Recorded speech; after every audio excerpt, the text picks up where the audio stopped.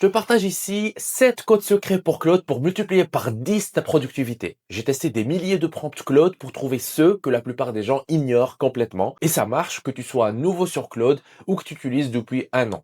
Donc si tu te dis, je sais déjà rédiger des prompts, crois-moi, le dernier code va changer ta façon d'utiliser Claude pour toujours. Je vais même parcourir les codes en live et te donner gratuitement un fichier récapitulatif avec les 7 codes et quand les utiliser. Et ne passe pas à côté de ce que je te partage ici. Parce que 99% des gens tapent des prompts basiques dans Claude, alors que ceux qui connaissent les codes qu'on voit ensemble ici sont 10 fois plus productifs en 2 fois moins de temps. C'est pourquoi je te donne en fait tout dans cette vidéo pour que tu évites l'étape de test des prompts au hasard et de te perdre dans tous les sens. Alors, sans plus attendre, voici les 7 codes secrets pour Claude. Code numéro 1, /ultrathink. Le tout premier code secret s'appelle ultrathink. Tu peux le taper dans Claude Cowork, tu peux le taper dans Claude Code.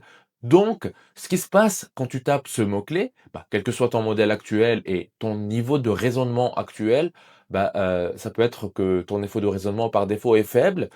Quand tu utilises ce mot-clé dans un prompt, Claude comprend que tu veux qu'il passe le maximum de temps à réfléchir et à raisonner. Donc, même si ton paramètre par défaut est effort de raisonnement faible, il va passer au maximum, un maximum de temps pour le prompt sur lequel tu utilises UltraThink. Tu peux donc faire tout ton travail habituel en mode par défaut, et peut-être que c'est faible, peut-être que c'est moyen, mais disons que tu lances un gros prompt où tu veux que Claude planifie quelque chose. Tape juste /ultrathink comme mot-clé et Claude va automatiquement passer l'effort de raisonnement au niveau le plus élevé possible. Il va donc basculer uniquement pour ce prompt.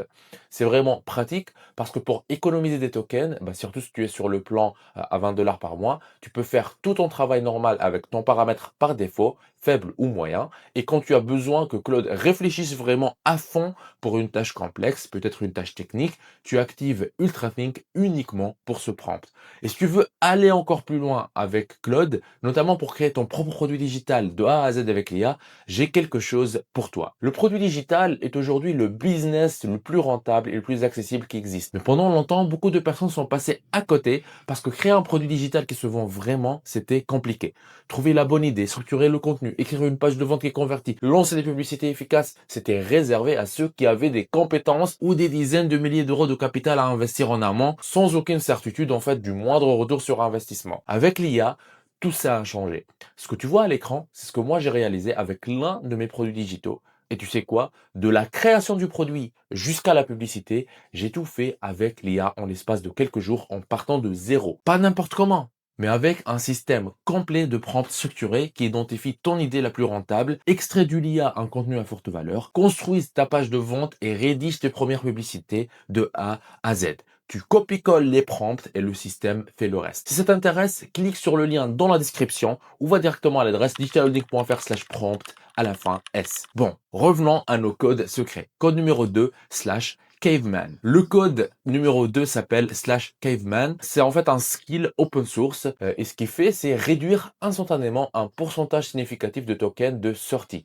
C'est très facile à installer. Ouvre juste Claude et dis-lui, je veux installer ce skill open source qui s'appelle Caveman. Et il le fait tout de suite. Ensuite, pour l'utiliser, tu tapes juste Caveman dans tes prompts. La raison pour laquelle c'est utile, surtout si tu n'es pas sur le plan max, disons que tu es sur le plan à seulement 20 $ par mois et que tu veux surveiller le nombre de tokens que tu utilises et les limites d'utilisation, c'est vraiment top pour ça parce que ça réduit considérablement le pourcentage de tokens de sortie utilisés. Code numéro 3, /insights. Le code secret numéro 3 que la plupart des gens ignorent, c'est /insights. Pour l'utiliser, il suffit simplement de taper /insights dans Claude. Et lorsque tu le fais, Claude analyse toutes tes conversations des 30 derniers jours. Il va examiner à quel point tu utilises Claude efficacement, comment tu t'en sers pour être plus productif, ce qui te freine, les mauvaises habitudes éventuelles et les points à améliorer. Il va même te suggérer des actions concrètes, par exemple, voici quelques commandes à essayer, voici les prompts à tester, ou encore voici les fonctionnalités à découvrir. Et en se basant sur tes véritables habitudes d'utilisation au cours des 30 derniers jours.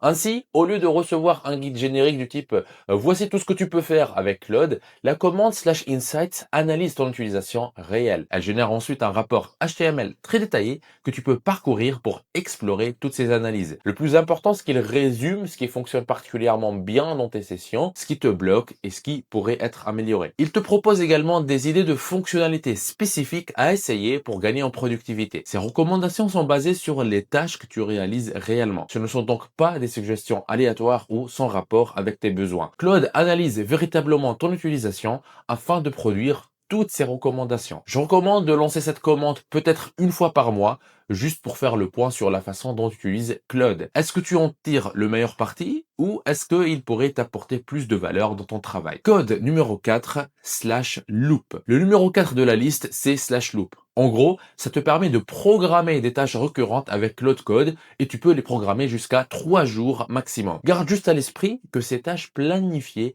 tournent sur ton ordinateur. Donc ton ordinateur doit être allumé pour que ça tourne. Un exemple d'utilisation, tu tapes /loop 5 minutes /écrire quelque chose. Ainsi, l'action sera exécutée toutes les 5 minutes. Ensuite, tu précises ce que tu veux qu'elle fasse. Dans ce cas, on va appeler un skill /write pour rédiger un brouillon de poste. L'intervalle minimum est d'1 minute, mais garde à l'esprit que les tâches expirent au bout de 3 jours. Le loop, il est lié à ta session. Donc si tu fermes ta session, il ne tournera plus. De même, si ton ordinateur il est éteint, il ne tournera pas non plus. Toujours en lien avec la commande /loop, c'est aussi une fonctionnalité expérimentale dans Claude en ce moment. Il y a /schedule. Code numéro 5, /schedule. La principale différence, c'est que /loop tourne sur ton ordinateur, tandis que /schedule tourne de manière indépendante dans le cloud. Donc, il n'accède pas à ton système de fichiers local ni à ton ordinateur local. Il clone en fait ton projet ou ton dépôt et exécute les tâches selon un calendrier. Comme pour /loop, tu l'actives juste en tapant /schedule et des exemples d'utilisation de /schedule pourraient être en fait un stand-up quotidien, n'importe quel type d'automatisation récurrente ou un rapport planifié récurrent où tu n'as pas besoin d'accéder aux fichiers locaux. Et voici un résumé des différences. Pour /loop, l'intervalle minimum est d'1 minute. Et pour /schedule, c'est 1 heure minimum. Pour /loop, ton ordinateur doit être allumé et c'est lié à ta session. Avec /schedule, ça tourne de manière indépendante dans le cloud et ça n'a rien à voir avec le fait que ton ordinateur soit allumé ou non. Mais l'inconvénient, c'est qu'il n'y a pas d'accès aux fichiers locaux. Alors que /loop peut accéder à tous les fichiers de ton ordinateur. Et l'autre inconvénient de /loop, comme je l'ai mentionné, c'est qu'il expire au bout de 3 jours, alors que /schedule n'a pas de limitation pour l'instant. En revanche, il y a des limites sur le nombre d'exécutions que tu peux faire par jour. En ce moment, sur le plan pro, c'est environ en fait 5 exécutions par jour. Et sur le plan supérieur, c'est 15. Et sur le plan Team Enterprise, c'est 25. Évidemment, ça peut changer, mais garde à l'esprit qu'il y a des plafonds sur la fréquence à laquelle tu peux utiliser ça par jour. Code numéro 6, /BTW, ce qui veut dire by the way en anglais. La plupart des gens, honnêtement, ne savent pas que l'une ou l'autre de ces options existe. Donc, je te recommande vraiment de jouer avec et de voir lequel correspond à tes cas d'usage. Le code secret numéro 6 est en fait l'un de mes préférés et je te jure que pratiquement, je pense, tout le monde le trouvera utile. Il s'appelle /BTW, qui veut dire en anglais on a dit by the way, et l'équivalent en français ça serait d'ailleurs. Tu sais, quand tu utilises Claude et qu'il est en train de travailler, surtout sur quelque chose de complexe, il réfléchit.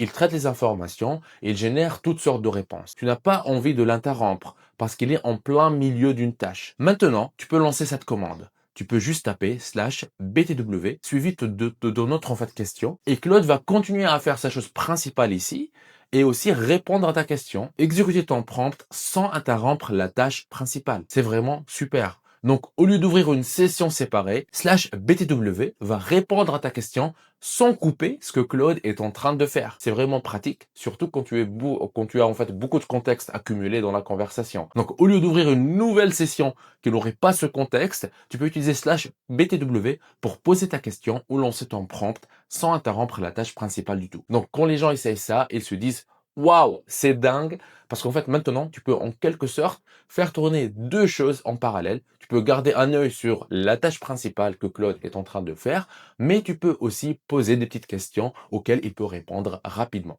Alors, récapitulons. On a UltraThink qui dit à Claude d'appliquer son effort de raisonnement maximum, de réfléchir à fond. On a le skill open source Caveman qui aide à réduire considérablement les tokens de sortie, qui est vraiment top si tu es sur un plan inférieur ou si tu servais en fait tes limites d'utilisation. On a /insights que je recommande de lancer une fois par mois. Claude analyse comment tu utilises Claude et te donne un rapport ultra détaillé sur ce que tu fais bien, ce que tu fais moins bien et des idées concrètes en fait adaptées à ton utilisation réelle pour être plus productif. Après, on a /loop pour programmer des tâches récurrentes limitées à ton ordinateur. Ton ordinateur doit être allumé, elles expirent en 3 jours.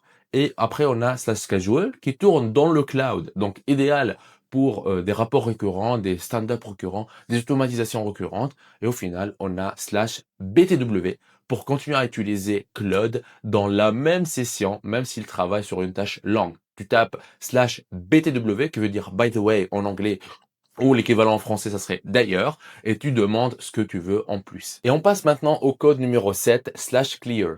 Et cette septième commande, c'est une que j'utilise très fréquemment. Elle s'appelle /clear. Ce qui se passe en fait quand tu lances /clear, ça efface le contexte de ta session. Tu vois, par exemple, tu as une session Claude, tu as toute cette super conversation dans les deux sens, tu lances /clear ici, et boum, ça va supprimer tout ce contexte précédent. Tu te demandes peut-être, mais pourquoi vouloir faire ça? Il y a en fait quelques raisons. Beaucoup de recherches ont montré que l'IA devient moins précise quand il y a un tas de trucs déjà dans le contexte.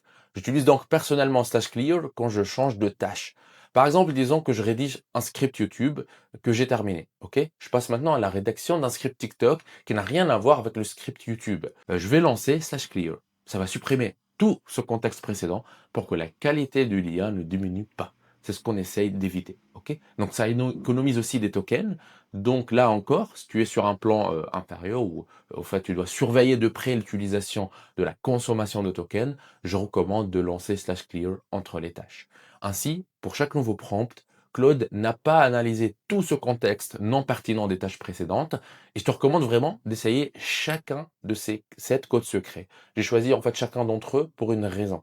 99% des gens ne savent toujours pas qu'il existe. Donc si tu as apprécié cette vidéo, clique sur j'aime, abonne-toi et active la cloche de notification pour ne pas rater la prochaine vidéo. Et n'oublie pas, si tu veux le système de prompt qui crée ton produit, ta page de vente et tes pubs à ta place et lance ton produit digital de A à Z avec l'IA, le système complet de prompt t'attend dans le lien en description ou à l'adresse digitalholding.fr/prompt à la fin S.